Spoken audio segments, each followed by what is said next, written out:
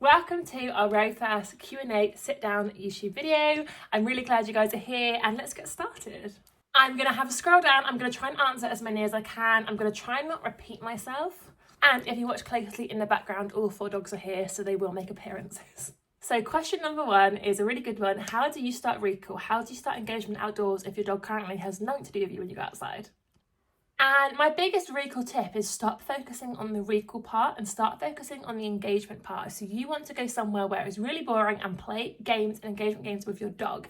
You might have to start literally on your driveway.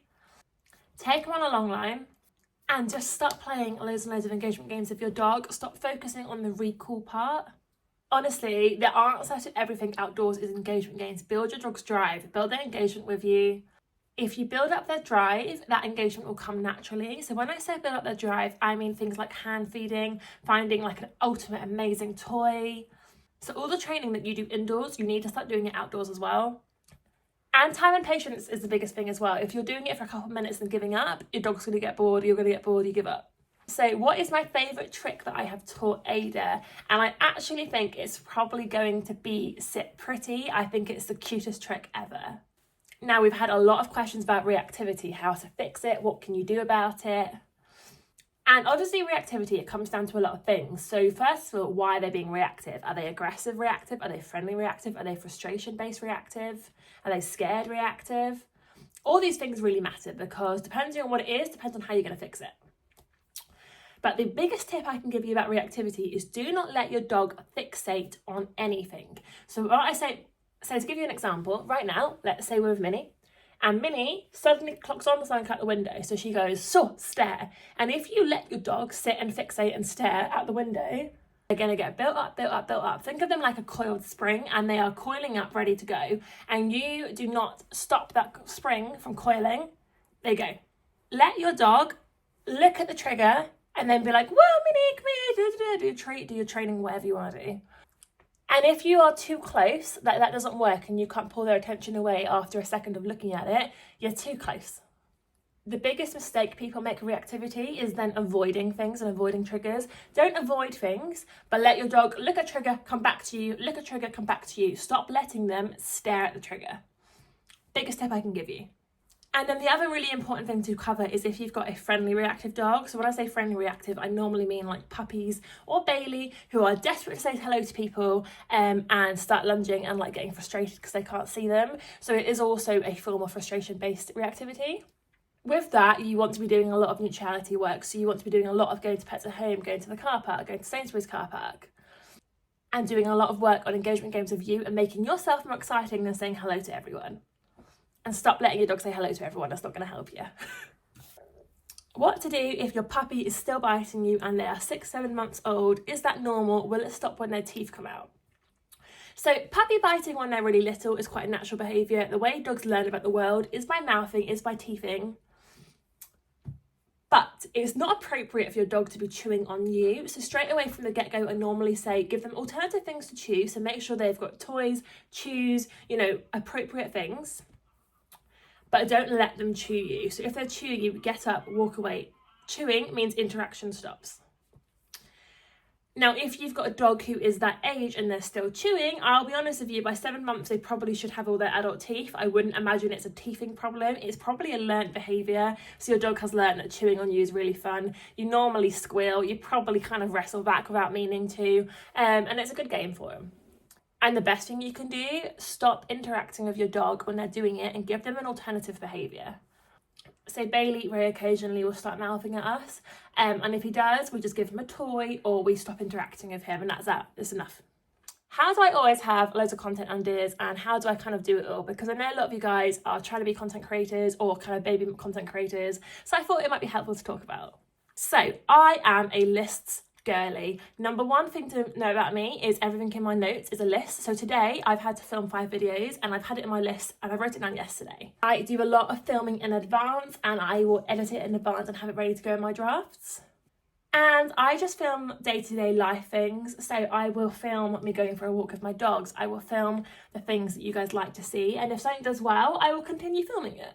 But I will say that I did content creating when I was a lot younger. So when I was, God, When I was like 15, I used to daily vlog on YouTube. I used to do beauty and fashion vlogging. So I used to do outfits of the week, outfits of the days, which you wouldn't know now, but I don't dress the way I used to dress when I was younger. Nor am I as skinny as I was when I was younger. And no, you can't find those videos. They are very much privated and you ain't gonna find them. But my point being is I'm always been doing content creating, and I think it's the kind of thing that comes kind of with practice. So you will find to begin with it's quite hard to think of ideas, and the more you do it, the more it will naturally come to you. And my biggest bit of advice is keep going. Even if you don't get the views, even if you're really struggling, keep going, because even if only 200 people have watched it, that's 200 people, and if 2 of those people follow you, that's 2 more followers, and you have to just take it little by little. And I promise you, it does build. I have never been a viral, gain loads of followers overnight kind of person. I've been working on my TikTok for like 3 years. So persevere, keep going. If you're lucky, you'll get a really good viral video, or you'll get like a niche in the market and you will fly. Some people can gain like 1 million in a year. I wish I could do that, but alas, I can't. So how can you get a 9-week-old puppy to settle in the car? And my biggest first thing of advice is they are a puppy. They are 9 weeks old. Do not expect perfection. I would not be expecting a 9-week-old puppy to be doing anything at this stage. And I actually wouldn't interact with them. I'd put them in the car, go for your little drive, do lots and lots of little drives. I know a lot of people with 9-week-old puppies will have them on their lap like this. That's not actually very stable for them, and you might find because you're jiggling about and they can't get comfortable, that won't make them settle very well. But the main point of what I'm saying is just be patient, because they are just a baby. And now is a question that a lot of you guys have been asking. You have got a so-and-so month-old dog and they are pulling you loose, they are lunging, they're dragging you, you're making your arms hurt. How can you fix it? What lead can you buy to fix it? And I'm going to tell you a really important thing. A lead, a tool, will not fix your dog pulling. Now, I'm not saying you can't use a tool to help you with it, but a tool by itself won't do it. The amount of people that I see who say, oh, I've got a slip lead and it's not working, it's not going to work by itself. The main thing about pulling, and it goes again with what I said about recall, is you need to encourage your dog to follow you and engage with you. A dog who's engaging with you isn't pulling and isn't running away. So you need to be doing engagement games. You need to be getting your dog to follow you, be more exciting than the world. We do have some really good videos on this pinned to the top of our TikTok if you want to go and watch them. But that is my biggest tip. The next thing I've been asked a lot about is toilet training. So how do you toilet train a puppy? I've had a lot of people saying they're really good during the day when we're there, but overnight they're weeing or pooing, things like that. And the biggest thing of toilet training is you've got to be around to sort it out. So if you've got a dog who's always having an accident at 4 o'clock in the morning, I'd be setting an alarm and getting up at 4 and taking them out. But I'm also going to tell you that your puppy probably can hold their bladder. Now, the thing with puppies is they genuinely will not pee or poo while they're sleeping. So if you've got a puppy who's loose in the house and they can get away of going and weeing in the living room and come back to bed and it's not in their space, they probably will. We do have to teach our puppies to hold their bladders. So what I normally suggest doing is if you've got a puppy who is waking up 4 o'clock in the morning every night, that's fine. At 4 o'clock in the morning, set an alarm. The next day, 4:15. The next day, 4:30. And you can build it up that way. Or look at how your puppy is sleeping. What is different in the day that is not the same at night? And normally it's that the puppies have too much space, and because they've got too much space, or even things like their crate is too big, if their crate is big enough that they can go to one end, wee at the other end, and come all the way back here and it isn't affecting them, they probably will do it. I also wouldn't recommend puppy pads because they're very confusing. Now, I have had some questions about separation anxiety. Now, the problem with separation anxiety is it's not a very straightforward thing to train, and it's the kind of thing that I couldn't really give you much advice on over the internet because it really depends on so many factors. It depends on your household setup, it depends on the dog, it depends on what you're doing, your work thing. There are some general tips I can give you though, so that is make sure they're in a safe, secure space, make sure you've got the radio on, make sure there's not loads of noises that are upsetting them. Give them things to do so they associate being alone with good things. So i.e. in my dogs, every single time we go out, they get an enrichment toy. Now Bailey, my golden retriever, does have separation anxiety, but it doesn't really show itself because we have sort of managed it really nicely. So Bailey has his own radio, he has his own room. The radio stops him from reacting to sounds outside, such as the postman or cars going past. And with Bailey, if you give him like a licking mat or an enrichment game or some kind of puzzle feeder, he spends 20 minutes doing that and he normally goes to sleep once he's finished. But if you were to not give him that, he would scream for half an hour and then sleep. So with Bailey, just giving him an activity to do just really helps him, and licking relieves anxiety for dogs, but also distracts him, because Bailey's biggest problem is he listens to us leaving. So when you shut the front door, he goes, ah, because he associates that noise of us going. Whereas if he's busy licking and doing his own thing, you go, really doesn't even notice you've gone, and then he goes to sleep and it's fine. Another really good question I got is, I've got 2 puppy brothers. How do I get them to walk nicely together? And I'm going to have to say this really honestly and bluntly. If you've got 2 puppies or 2 dogs and they're both pulling, train them separately. I know it's easier for you to walk them together. I know it's less time consuming, but you can't train 2 dogs at the same time. You can, to an extent, but not with lead pulling. I would be training them both separately, especially if you've got 2 litter mates. They should be doing things separately anyway, so you avoid litter mate syndrome. But I would be taking them out completely separate. Mental stimulation, what are the best things out there? And that's a really good question, but oh my god, there's so many options. And not all of them cost money, so there's loads you can do at home naturally. So there's things you can do like save your toilet roll, cardboard things and putting treats in, folding it up. That's a really good cheap alternative. The cheapest thing you could possibly do for your dog is grab a handful of their food, throw it right in the garden or the living room, and they scatter feed. Ace. But there's also so many toys on the market. There are snuffle mats, there are snuffle blocks, there's snuffle seek, there's snuffle knots, there is yogi paws, licky mats, puzzle feeders. There are so many things out there in terms of food. And then obviously you've got scent games.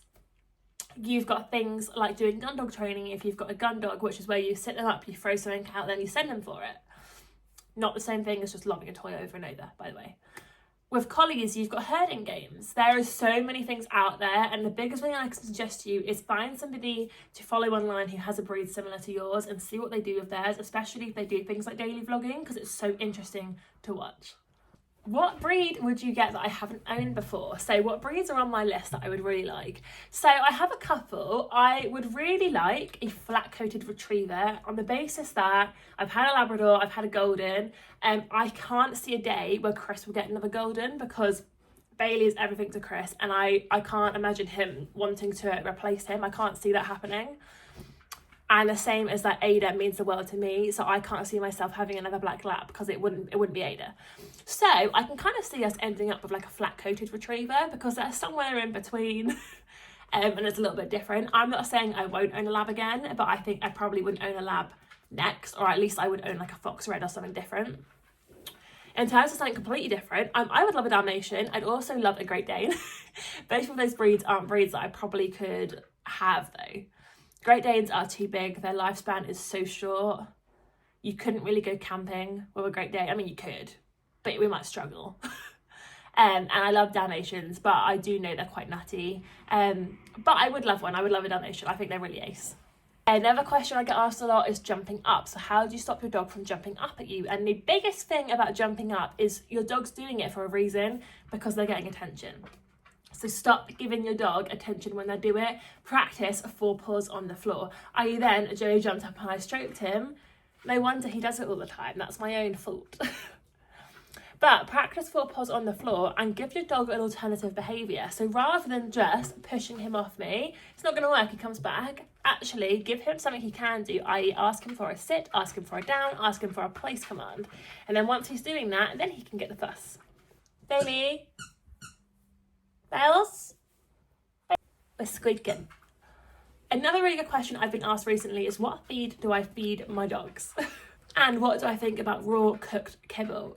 So I feed my dogs on a mixture of cooked and kibble. So I use Gilbert's in a Page, Dr. John's grain-free kibble, and I use different dog, the cooked food. Now, I used to feed my dogs raw, and the only reason I don't still feed them raw is because we go camping a lot. So it isn't really sustainable, and it's also just not very easy when I've got 4 dogs, because they're mainly kibble fed and then they have different dog mixed in on the evening. It's just easier. So to be honest, the only reason I don't feed raw is just ease. But I truly believe you can do kibble cooked wet or raw for anyone. I don't think there's one set way that you should be feeding your dog. A lot of people are very like raw only, some people are very like kibble only.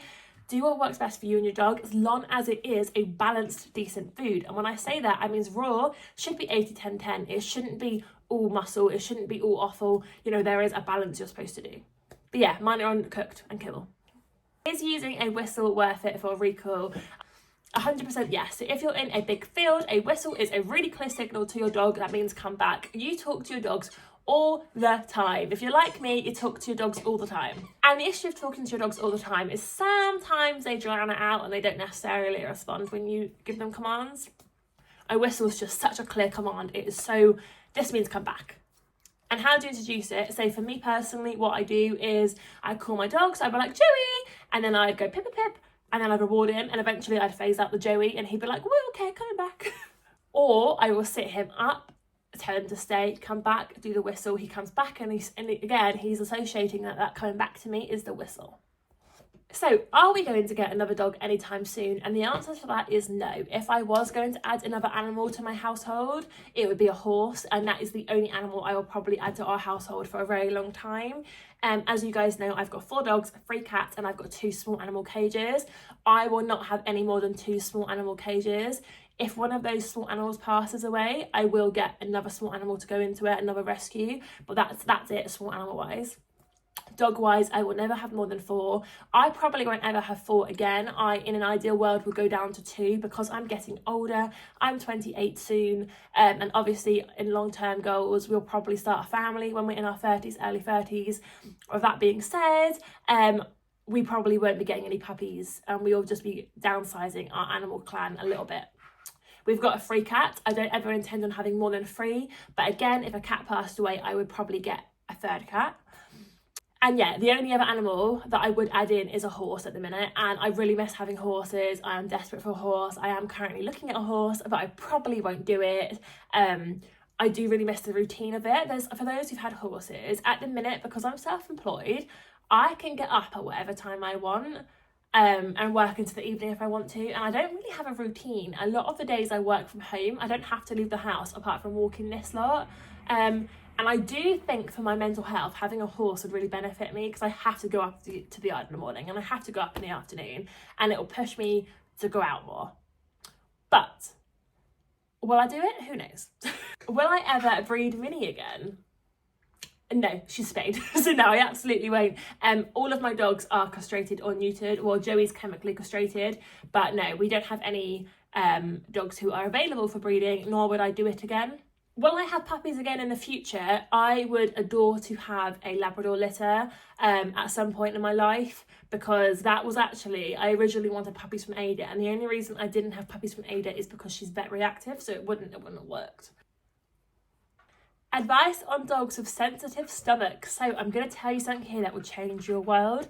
If you've got a dog who has a sensitive tummy, you want to be giving them novelty proteins. So novelty proteins are things like wild boar, and venison, rabbit, anything like that. And what that means is it's not a protein that is used as often in food and things. And because it's a novelty protein, your dog is a lot less likely to have a reaction to it, and they can stomach it a lot better. It's more gentle on the tummy. So what that means is, rather than giving your dog like a chicken foot, you could be giving them like a wild boar stick. And rather than using like beef training treats, you could be using like rabbit training treats. I promise you, it'll help so much. My cockapoo chases bikes when they're off the lead. I know that means I should put them on the lead, but that's no fun for her. Any tips?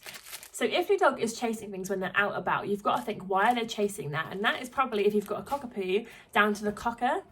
Because Cocker Spaniels are gun dogs, and they are made to chase and flush out things. Now, if their need to chase and hunt and flush out things isn't being utilised, you will find they'll create their own way to do it. And in this circumstance, that is chasing bikes. So because they haven't got an outlet for that need, they are choosing to do it that way. So what I'd actually say is, for anyone who's got a dog and they're struggling with them chasing, herding, doing anything like that, give them an outlet for that behaviour, and they won't want to go off and do it in their own way. A bored dog will make their own fun. And when I say chasing things, I don't mean just lobbing a ball back over and over. I mean doing gun dog work with them. So you sit them up, you throw out something, you send them for it. You do hunting games, so you hide things in bushes and get them to go and hunt it out. There's loads of things like that on the internet to go and have a look at. But that is how you fix that kind of thing. Why is my dog biting the lead when they're out on a walk? Normally biting the lead is reactivity or frustration based. So they're annoyed because they can't do whatever it is they want to do, and their way of coping with that is by teething at their lead. So actually the best way to fix that is to have a look at what is causing them to do that behaviour and sort that out. And hopefully that makes sense. Resource guarding. Resource guarding tips is a really, really hard one because there's no set way to do it, and resource guarding can escalate to quite dangerous behaviour quite quickly. But I'm going to give you my tips. So number one is do not take anything off your dog. Stop taking things off them. Alpha and dominance theory is long debunked. Swap it out. So if your dog has a pig's ear and you think, actually, I would like that back, don't just rip it out their mouth. Swap it for a little training treat. Sorted. If your dog is eating in a very busy area, that also could be why they start resource guarding, because they haven't got peace to eat and they're feeling a bit threatened, there's too much going on, it's overwhelming them, so they might start guarding their bowl. So think about where you're feeding them. Feed them somewhere safe and quiet. Those are my top tips. If you have an actual behavioural problem, just work with a trainer. Another really key thing to say is looking at dogs' body language. So dogs don't just go straight for a bite or a growl. They will do something first, which is behaviour. So they will do body language. Body language is whale eye, going stiff, lip licking. All of those things are signs that your dog is uncomfortable. Now, if those signs are ignored, your dog will then go on to a growl. If those growls are ignored, they'll go on to a bite.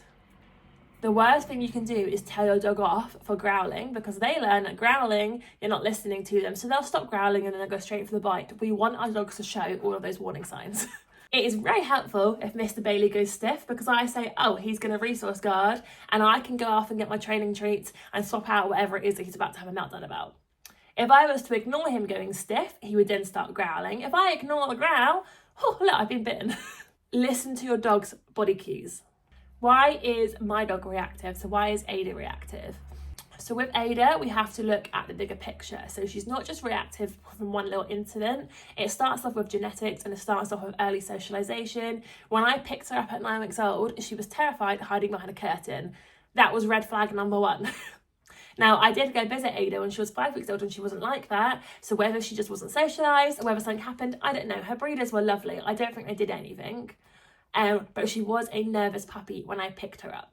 And then I got Ada during lockdown, so she wasn't socialised properly. I then had a breakup, so I probably wasn't doing what I was supposed to be doing with her. And she had really, really severe separation anxiety. Because she had really severe separation anxiety, I had to take her to work with me, and I worked as a dog walker and dog trainer, and she spent all day long, every day, off lead the dogs, but I didn't do any work on neutrality.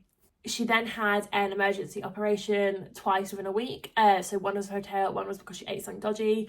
Really bad timing. But then she became vet reactive. And then all of these things kind of slid into one.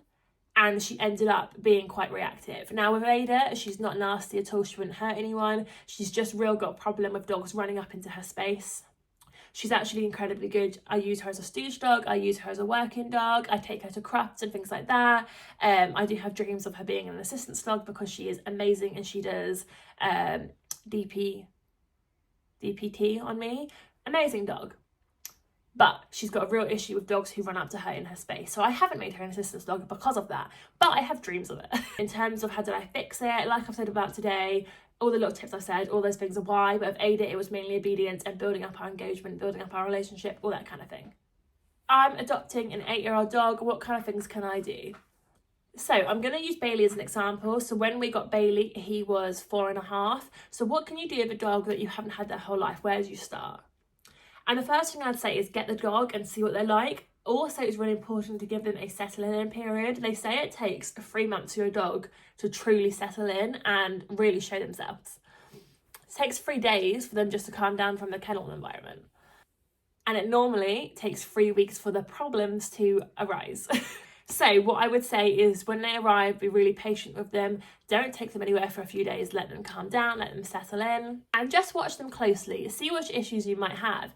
And then I would start doing things like getting them used to their lead and harness or whatever, because a lot of dogs aren't used to wearing those. And I would then take them for walks and again, just monitor and see which things crop up. And as things crop up, you can deal with it. But I would just take things really slow. There's no set thing that I would do. And the last question for this Q&A is, what would I do differently with my dogs when they were puppies? So I've only had 2 of my dogs from puppies out of the 4. With Ada, obviously the whole reactivity thing, it's not my fault that she has separation anxiety, and it's not my fault that I had a breakup, but I would try and prioritise her more in terms of doing the neutrality work, because we didn't do any for a good year while I had her. I just didn't do any neutrality work at all. Took her everywhere I went, let her play with loads of dogs, but didn't do any work on not playing with dogs. Joey, what would I do differently with Joey? So the only thing I would do with Joe is I would build up his drive for gun dog work earlier on. So I didn't really do anything gun dog wise with Joey until like 6 months ago.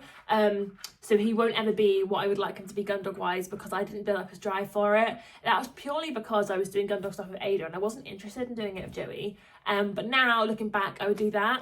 The thing I probably would have done is when he had his leg injury and he was on rest for 4 weeks, I probably would have still taken him places and done neutrality work, because I didn't really, and it really set back our training journey, like really set it back. So that's probably what I would change. Hopefully you guys have enjoyed this video. If you've got to the end, please put an emoji in the comments so I can see who have actually stayed.